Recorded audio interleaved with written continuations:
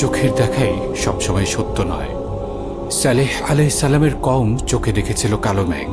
তারা ভেবেছিল এই মেঘ তাদের জন্য স্বস্তির বৃষ্টি নিয়ে আসবে, কিন্তু সেই মেঘের আড়ালেই লুকিয়েছিল এই কওমের ধ্বংস।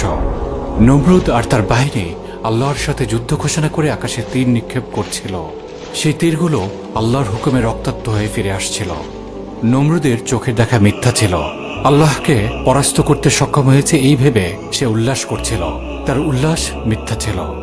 ফিরাউন চোখের দেখায় দেখেছিল সমুদ্র ভাগ হয়ে পথ হয়ে গেছে, যে পথে মুসা আলাইহিস সালাম এবং বিশ্বাসীরা পার হয়ে যাচ্ছে। ফিরাউন উল্লাস করে তাদের পিছু নিল। ফিরাউনের চোখের দেখা ভুল ছিল। ফিরাউনের উল্লাস তাকে তার দলবল সহ পানিতে ডুবিয়ে ধ্বংস করেছিল। ইহুদিরা চোখে দেখেছে তারা ঈসা আলাইহিস সালামকে হত্যা করেছে। তারা উৎফুল্ল হয়েছিল, কিন্তু তাদের চোখের দেখা ভুল ছিল, আর তাদের উৎফুল্লতা তাদের জন্য অভিশাপে পরিণত হয়েছিল।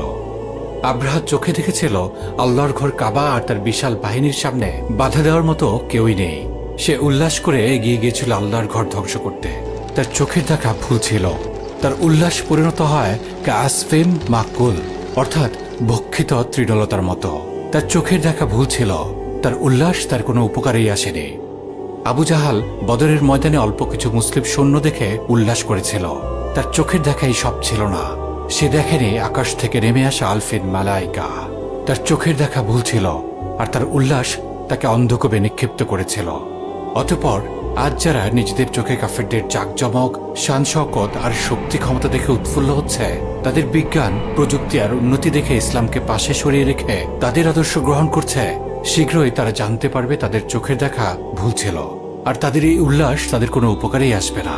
তারা কি জানে না যে ফাইন্নাল্লাহা আদুউল লিল কাফিরিন, নিশ্চয়ই আল্লাহ কাফিরদের শত্রু।